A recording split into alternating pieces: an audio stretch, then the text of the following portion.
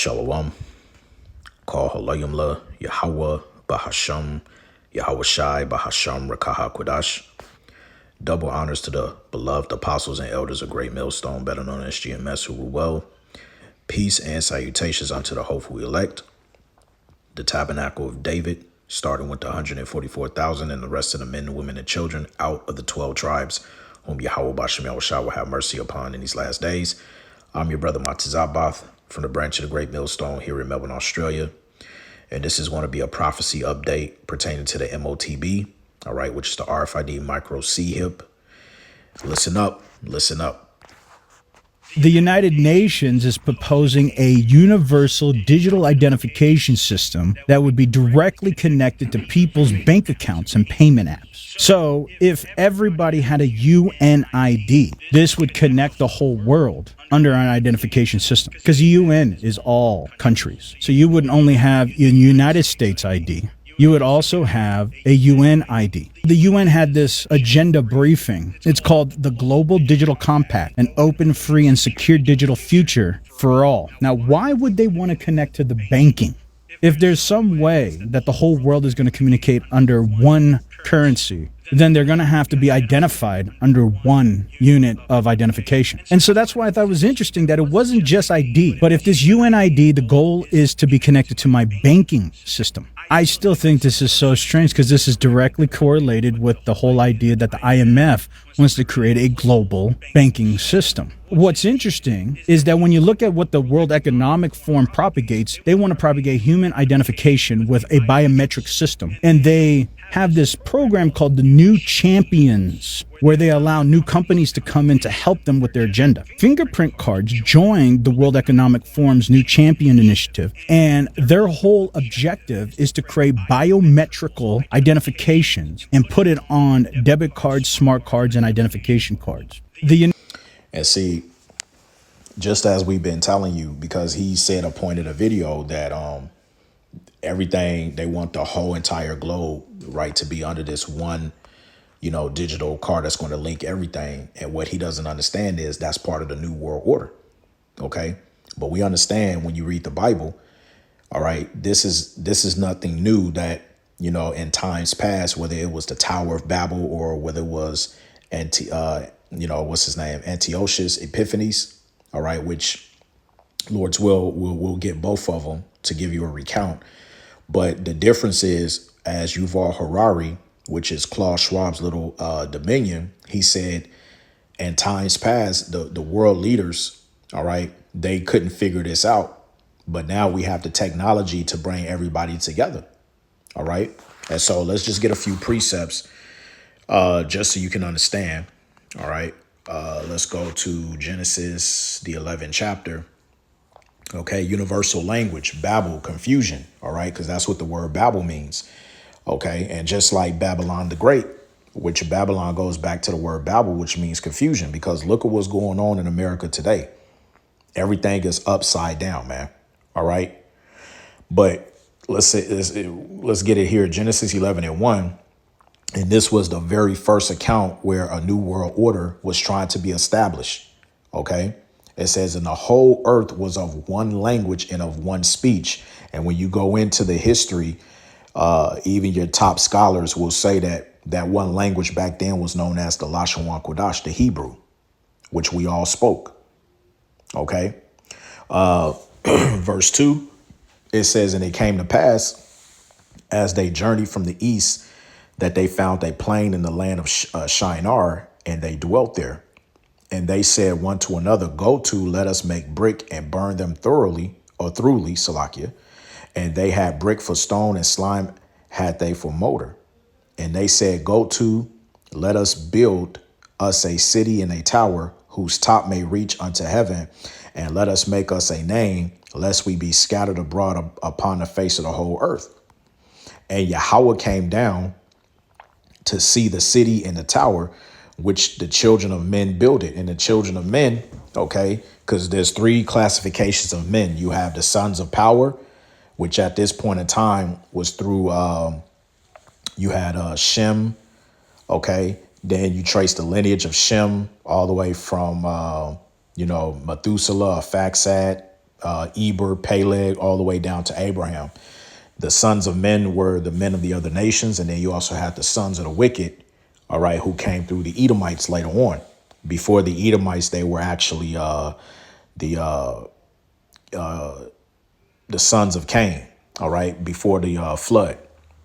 But nevertheless, it says, verse 5, and Yahweh came down to see the city and the tower which the children of men builded. And Yahweh said, behold, the people is one. All right.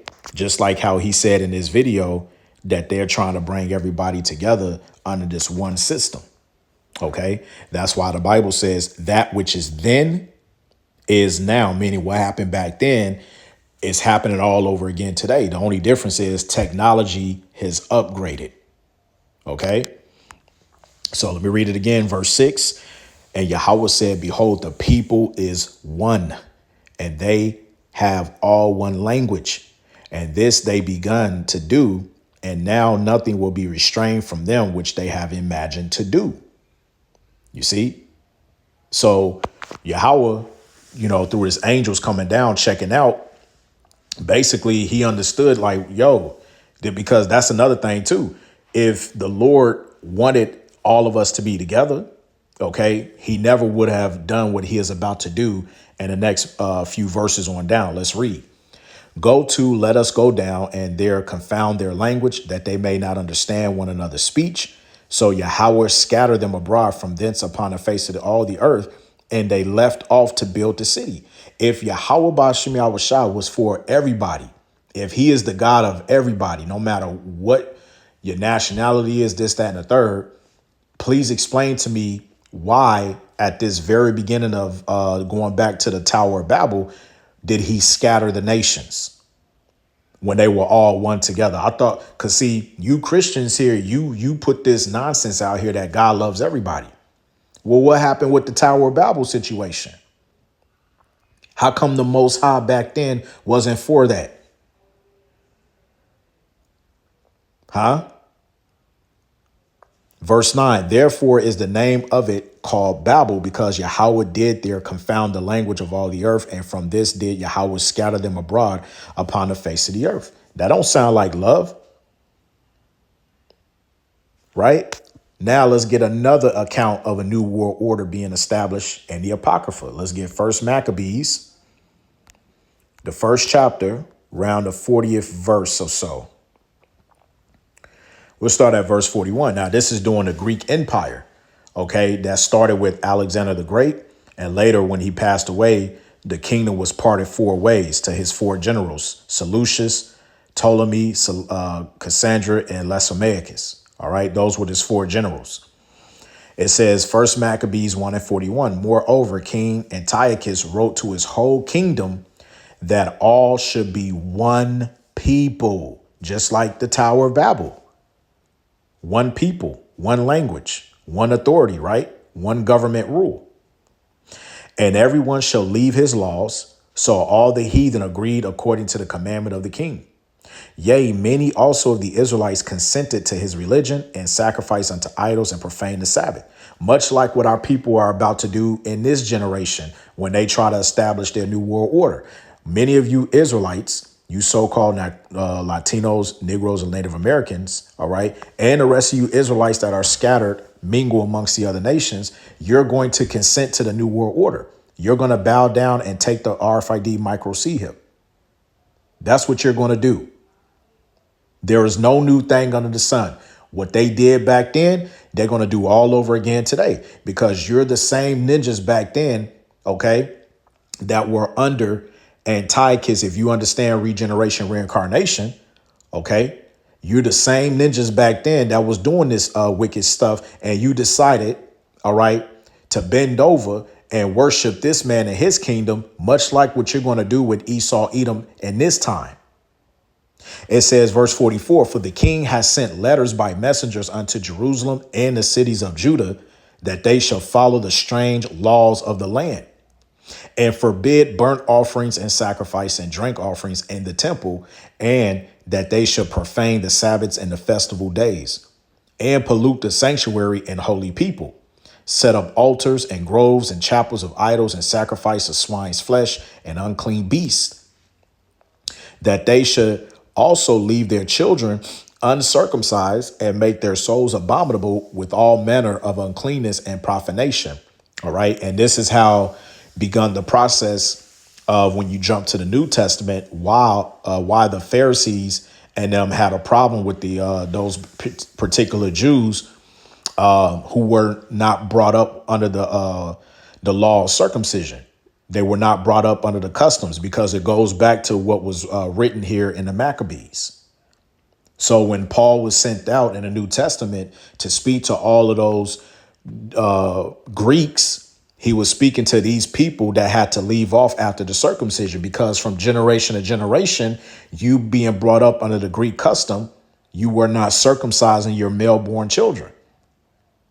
That's who the epistles was written to when you jump to the New Testament. But that's something you Christians don't know, nor do you understand that. Anyway, verse 49, to the end they might forget the law and change all the ordinances. And whosoever would not do according to the commandment of the king, he said he should die. That's coming back again today. Revelation, the 13th chapter, breaks that down.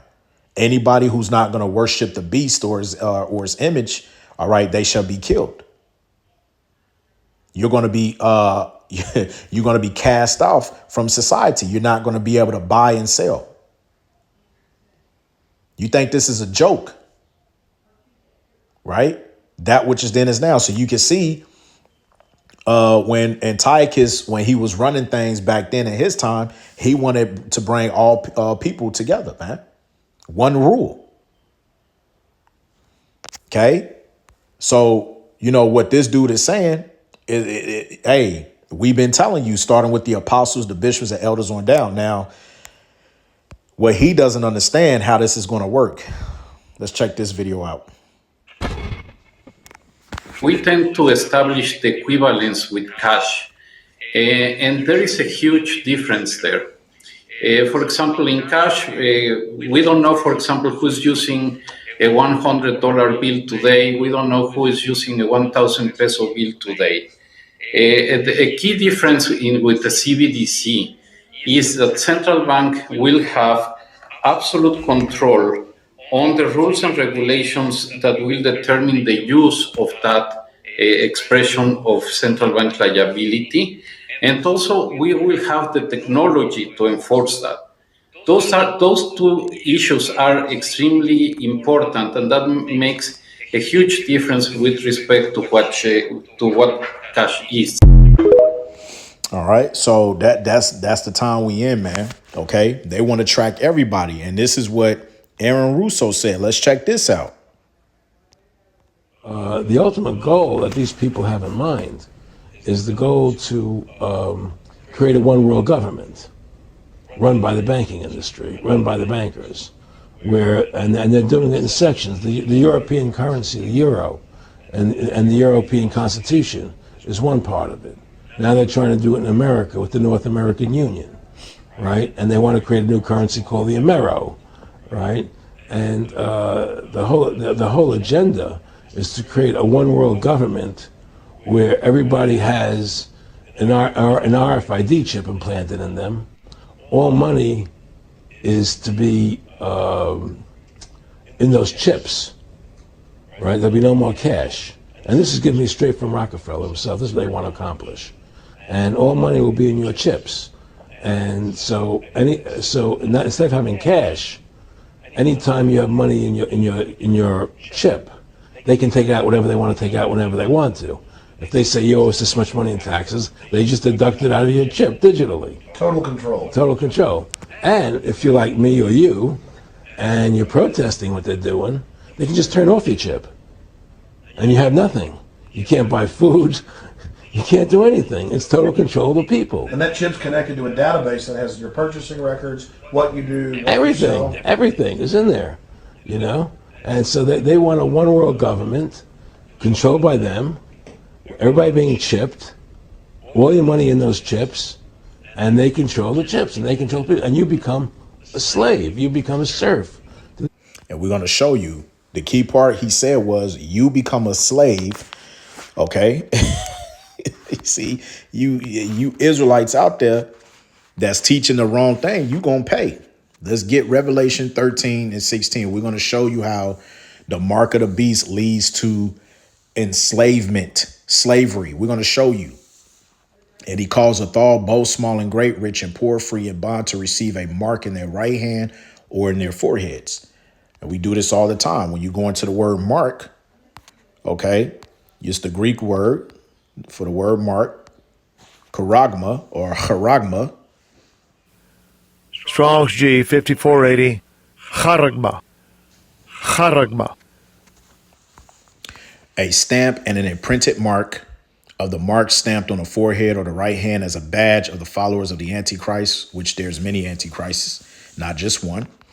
The mark branded upon horses, a thing carved, sculpture, graven work of idolatrous imagers. Now check this out. When you jump down to the Strongs, it says a scratch or etching. Okay, when you look up those words, scratch or etching, it means an incision, something that's pierced through your skin.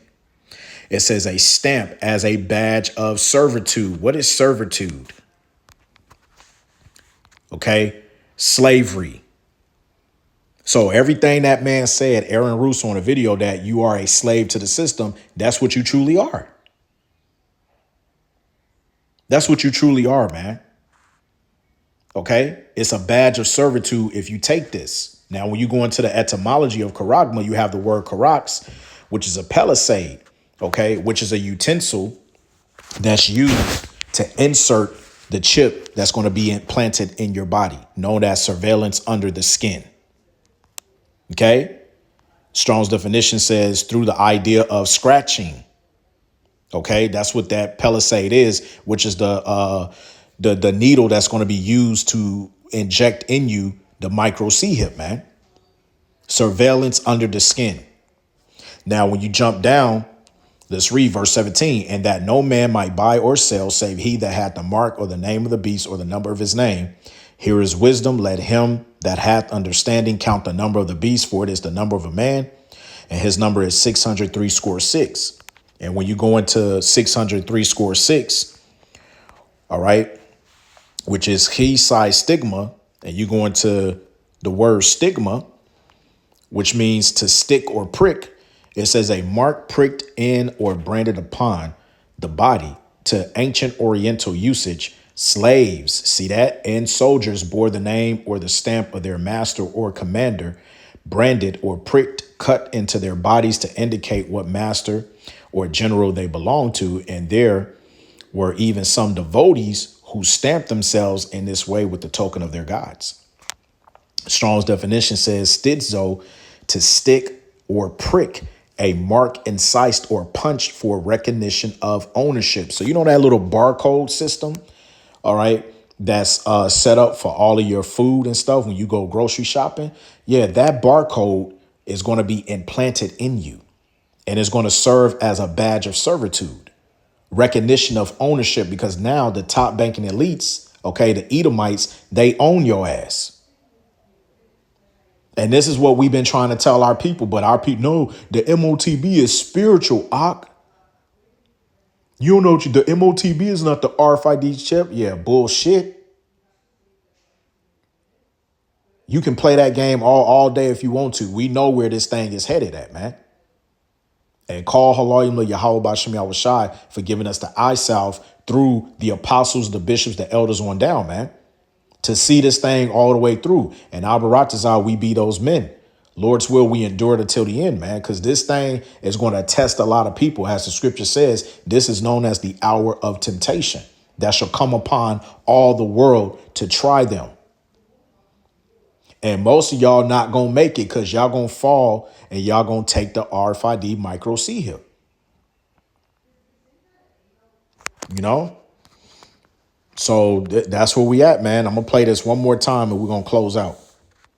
The United Nations is proposing a universal digital identification system that would be directly connected to people's bank accounts and payment apps. So if everybody had a UNID, this would connect the whole world under an identification system, because the UN is all countries. So you wouldn't only have a United States ID. You would also have a UN ID. The UN had this agenda briefing. It's called the Global Digital Compact, an open, free, and secure digital future for all. Now, why would they want to connect to the banking?